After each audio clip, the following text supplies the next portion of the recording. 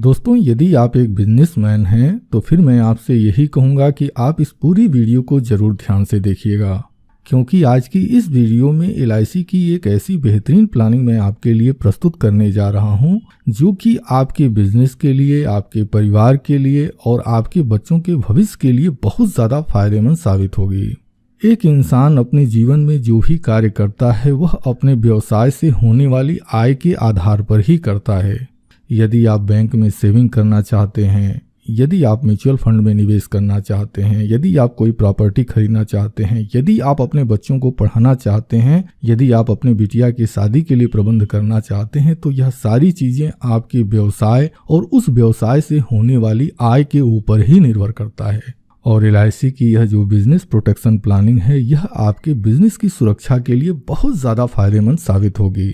तो आइए अब हम समझते हैं कि LIC की यह जो बिजनेस प्रोटेक्शन प्लानिंग है, इससे क्या लाभ होता है। दोस्तों, LIC की यह जो बिजनेस प्रोटेक्शन प्लानिंग है, दो तरह का लाभ प्रदान करती है। पहला लाभ यह है कि यह आपके जीवन काल में बीमा सुरक्षा देती है, और दूसरा लाभ यह है कि LIC को यह पता है जब एक बिजनेसमैन बुजुर्ग हो जाता है, जब वह अपनी जॉब से रिटायर हो जाता है, तो उसको बुढ़ापे में कोई भी पेंशन का साधन उपलब्ध नहीं होता है। तो LIC की यह जो प्लानिंग है, आपके बुढ़ापे के लिए एक फंड का निर्माण करती है। यह फंड इकट्ठा रूप में आपको वापस कर दिया जाता है। आप इस फंड का उपयोग पेंशन के लिए कर सकते हैं। दोस्तों, LIC के इस प्लानिंग को समझने के लिए सबसे पहले हमें बिजनेस को समझना जरूरी है। हालांकि मैं जानता हूं, जब आप बिजनेसमैन हैं तो यकीनन मुझसे कहीं ज़्यादा आपको बिजनेस की जानकारी होगी। मैं आपके बिजनेस के विषय में जानकारी नहीं देने जा रहा हूं। आपके बिजनेस में जो फंड यूज होते हैं, पैसे की जो भूमिका होती है, मैं उस पर जिक्र करने जा रहा हूं। किसी भी बिजनेस को करने के लिए 3 तरह के फंड की आवश्यकता होती है। पहला फंड, यदि आप एक दुकानदार हैं तो यकीनन आप अपने दुकान में कुछ प्रोडक्ट रखते होंगे। जैसे मान लीजिए, यदि आपका एक जनरल स्टोर है तो आपकी जनरल स्टोर की दुकान में तमाम तरह के जनरल स्टोर से संबंधित प्रोडक्ट पड़े हुए होते हैं।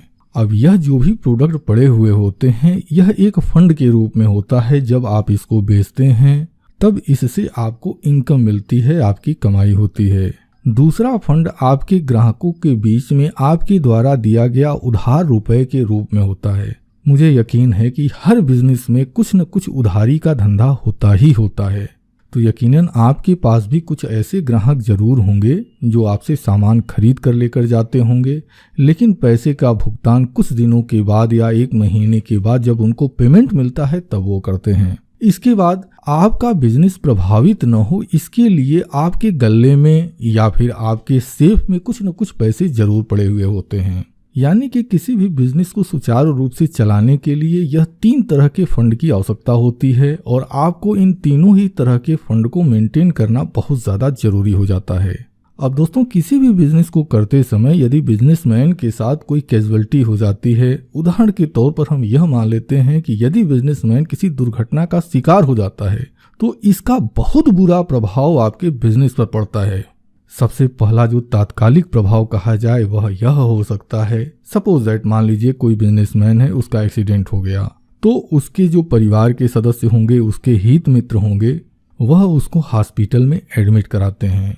अब एडमिट कराने के दौरान ही तत्काल, देखिए, हर व्यक्ति अपने भविष्य को सुरक्षित करने के लिए कुछ पैसे बैंक में, पोस्ट ऑफिस में और दूसरी जगह पर सेव करता रहता है। लेकिन कुछ पैसे तो ऐसे होते हैं जिसको कि तत्काल कैश किया जा सकता है, कुछ पैसे ऐसे होते हैं कि जिसको तत्काल कैश नहीं किया जा सकता। जैसे में सेविंग अकाउंट, आज की डेट में तो तमाम माध्यम हैं, आप ATM के थ्रू, इंटरनेट बैंकिंग के थ्रू आप पैसे को तत्काल कैश कर सकते हैं।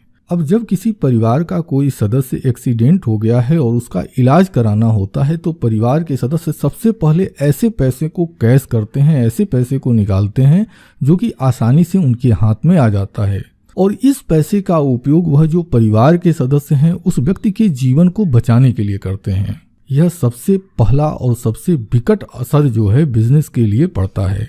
दूसरा जो होता है वह होता है लॉन्ग टर्म इफेक्ट। हर व्यक्ति अपनी किसी न किसी जरूरत को पूरा करने के लिए सेविंग करता है। जैसे मान लीजिए कि आपने म्यूचुअल फंड में निवेश किया है या फिर प्रॉपर्टी में आपने निवेश किया है। आप सोचते हैं कि जब हमारी बिटिया बड़ी हो जाएगी तो यह म्यूचुअल फंड या जो प्रॉपर्टी है हम इसको सेल कर देंगे और इससे जो हमको बेनिफिट होगा उसके जरिए हम अपनी बिटिया की शादी कर देंगे या फिर हम अपने बच्चे के लिए एक नया बिजनेस शुरू कर देंगे। लेकिन यदि परिवार का मुखिया उस परिवार के साथ नहीं होता और उस परिवार के सामने कोई विकट परिवेश आ जाते हैं, ऐसी कंडीशन में इस तरह के जो म्यूचुअल फंड होते हैं, प्रॉपर्टी होती है, गहने होते हैं, फिक्स डिपॉजिट होते हैं, बहुत अधिक संभावना होती है कि परिवार के जो दूसरे सदस्य हों वह इस अपनी जरूरत को पूरा करने के लिए आपकी इस सेविंग को तोड़कर उपयोग कर लेते हैं।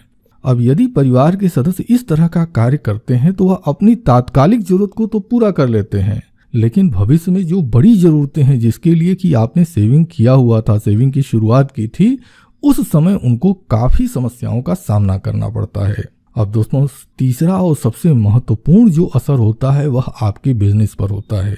अब देखिए, जब आप अपने बिजनेस को कर रहे होते हैं तो आपके दुकान से तमाम लोग उधार पर सामान लेकर जाते हैं, लेकिन जब उनको यह पता चलता है कि दुकानदार की डेथ हो गई है तो ऐसी कंडीशन में वह लोग विभिन्न तरह के बहाने बनाकर, जैसे में कि हमने उनसे उधार लिया ही नहीं था या हमने लिया तो था उनको पैसा दे दिया था, ऐसा कुछ बहाना बनाकर अधिकतम लोग वह जो देनदारी है उससे अपने आप को बचाने की कोशिश करते हैं। अच्छा, दूसरा बहुत बुरा असर पड़ता है और वह यह होता है कि देखिए, जब आप किसी बिजनेस को कर रहे होते हैं तो आप भी बड़े महाजन के यहाँ से जाकर आप कुछ न कुछ अपनी दुकान का सामान लेकर आते हैं और वह इस शर्त पर लेकर आते हैं कि हफ्ता दिन, महीना दिन के अंदर आप उस सामान की बिक्री कर देंगे और बिक्री करने के बाद जो पैसे आपको मिलेंगे इससे आप महाजन के कर्जे को चुका देंगे।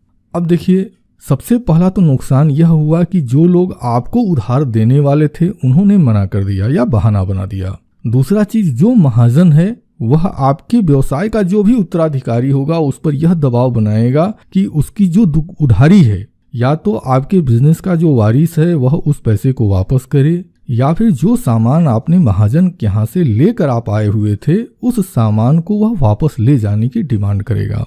तो यह जो कंडीशन होती है किसी भी बिजनेस के लिए बहुत ही बुरी होती है।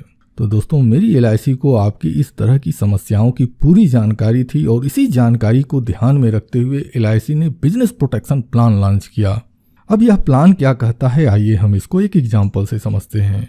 तो एग्जाम्पल के लिए हम मान लेते हैं कि आपका जो बिजनेस है, आपके बिजनेस की वैल्यू 45 लाख रुपए है और आपकी एज 30 साल है और सपोज दैट कि आज की डेट में आप यह मानकर चल रहे हैं कि हम 60 साल की एज में रिटायर हो जाएंगे। तो ऐसी कंडीशन में आप यह जो पॉलिसी है वह 30 साल के टर्म के लिए आप इस पॉलिसी को लेंगे। और कमाल की बात मैं आपको बताऊं, यदि आपका बिजनेस 45 लाख रुपए का है और आप इस प्लानिंग को लेते हैं तो इस प्लानिंग को करने के लिए केवल और केवल प्रतिदिन का 412 रुपए की बचत आपको करनी होगी।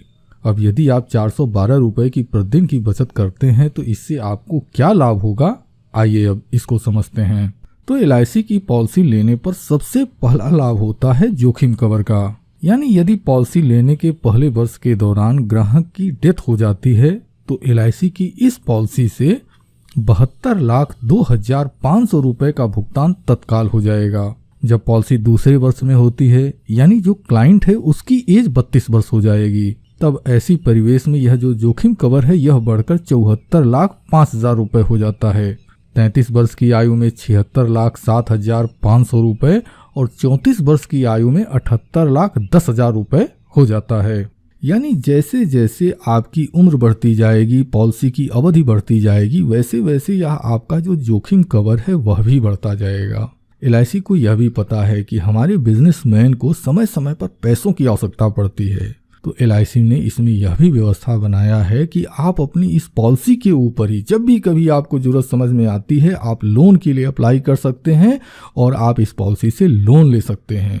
अब दोस्तों, यह जो जोखिम कवर हो रहा है, यानी कि यह जो रिस्क कवर आपको मिल रहा है, ईश्वर न करे कल की डेट में अगर आपके साथ कोई कैजुअलिटी होती है और सपोज दैट कि आपके जो नॉमिनी है उसको यह पैसे मिल जाते हैं, तो आप खुद सोच कर देखिए वह बड़ी ही आसानी से, सपोज दैट इलाज के दौरान अगर परिवार के सदस्यों ने किसी से कुछ कर्ज लिया है उस कर्ज को भी आसानी से वह चुका सकते हैं। इसके बाद महाजन के पैसे को वापस कर सकते हैं और तो और इस पैसे के कुछ हिस्से को आपके बिजनेस में भी इन्वेस्ट करके और मजबूती ढंग से इस बिजनेस को आगे बढ़ा सकते हैं।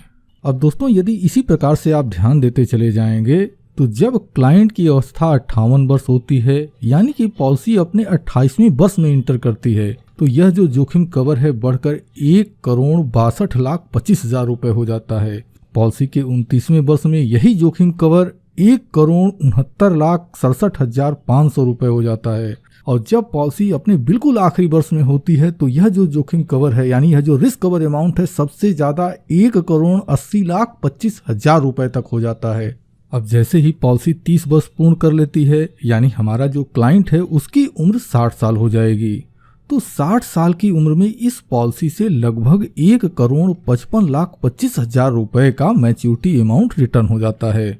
आप इस पैसे का उपयोग, अगर आपको जरूरत समझ में आती है आप इस पूरे पैसे को ले लीजिए, और अगर जरूरत समझ में नहीं आती है तो इस पैसे को आप अपने रिटायरमेंट फंड के रूप में उपयोग कर सकते हैं। यदि आप चाहें तो आप LIC के ही पेंशन प्लान में इसको कन्वर्ट कर सकते हैं। हाँ, यह अलग बात है कि यह जो पैसे हैं जब आप इसको कन्वर्ट करेंगे उसी समय यह निर्धारित होगा कि यह जो पैसे आप कन्वर्ट कर रहे हैं इससे आपको कितना पेंशन मिलेगा, यह उसी समय डिसाइड होगा। तो दोस्तों मुझे पूरा भरोसा है कि यह जो प्लानिंग है आपको पसंद आ रही होगी, तो फिर देरी किस बात की है।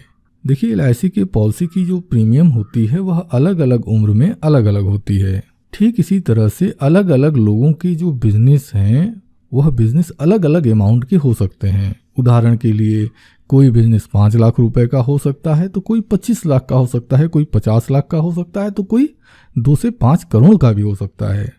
तो आप अपने लिए अगर इस प्लानिंग को समझना चाहते हैं तो देखिए स्क्रीन पर LIC एजेंट की पूरी जानकारी दी गई है। आप इनके मोबाइल नंबर पर कॉल करके या फिर ईमेल ID पर मेल के जरिए आप इनसे संपर्क कर सकते हैं, और आप इस प्लानिंग को समझने के लिए आप इन्हें बुला सकते हैं। दोस्तों मैं उम्मीद करता हूं कि इस वीडियो में जो जानकारी मैंने आपको दी है यह जानकारी आपके लिए उपयोगी रही होगी।